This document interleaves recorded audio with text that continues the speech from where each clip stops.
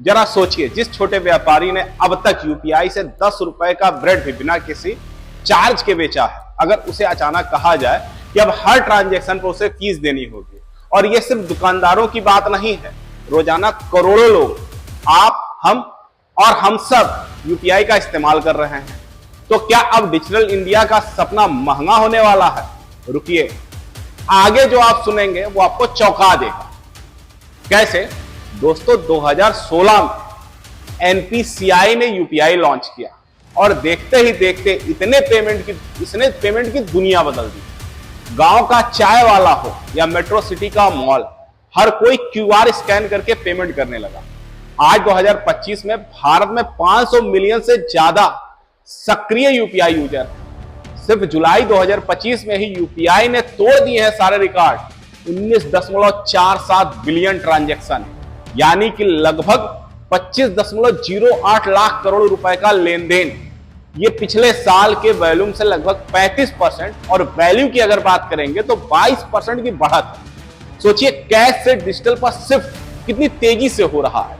लेकिन अगस्त 2025 से खेल बदल गया है। आईसीआईसीआई बैंक ने घोषणा की है कि अब गूगल पे, फोन पे जैसे पेमेंट एग्रीगेटर्स से 2 बेसिक पॉइंट यानी कि 100 रुपए पे 0.02 पैसे चार्ज लिया जाएगा। जिनके पास स्क्रो अकाउंट नहीं है उनसे 4 बेसिस पॉइंट यानी कि 100 रुपए पर 0.04 पैसे और प्रति ट्रांजैक्शन मैक्सिमम 6 से 10 रुपए तक लिया जाएगा। अगर व्यापारी का पैसा सीधे आईसीआईसीआई बैंक अकाउंट में जा रहा है तो कोई चार्ज नहीं लगेगा। और आरबीआई के गवर्नर का बयान है कि यूपीआई फ्री नहीं रह सकता, किसी को तो इसका खर्च उठाना पड़ेगा। यानी ये तो बस शुरुआत है। तो असल में नुकसान किसका है? पेमेंट एग्रीगेटर्स का, मुनाफा कम, मार्जिन घटेंगे, या व्यापारी का?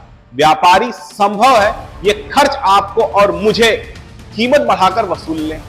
ग्राहक सीधा चार्ज शायद ना लगे, पर दाल, दूध, सब्जी सबके दाम में थोड़ा थोड़ा असर हो। बैंकिंग सिस्टम में लंबे समय तक फ्री मॉडल टिकना मुश्किल है।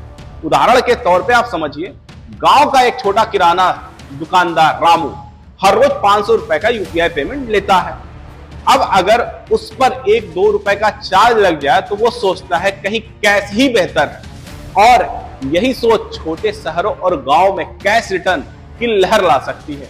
यूपीआई ने हमें फ्री, आसान और इंटरनेट पेमेंट का सपना दिया है और हमने उसे अपना लिया है, लेकिन अब इस मॉडल में दरार पड़ रही है। सवाल यह है कि क्या हम चाहते हैं कि यह सफर थम जाए, या फिर हम समझदारी से मिलकर के सिस्टम को टिकाऊ बनाएं ताकि डिजिटल इंडिया की रोशनी मंद ना पड़े। दोस्तों, ये बहस सिर्फ बैंकों या ग्राहकों की नहीं है, ये हमारे पूरे डिजिटल भविष्य की है। तो आप बताइए, क्या ये चार्जेस वाजिब हैं? क्या ये डिजिटल इंडिया को बचाने का रास्ता है या इसका अंत है? कमेंट में अपनी राय लिखें, वीडियो को सेव करें और ज्यादा से ज्यादा लोगों को शेयर करें, क्योंकि जागरूकता ही सबसे बड़ा हथियार है।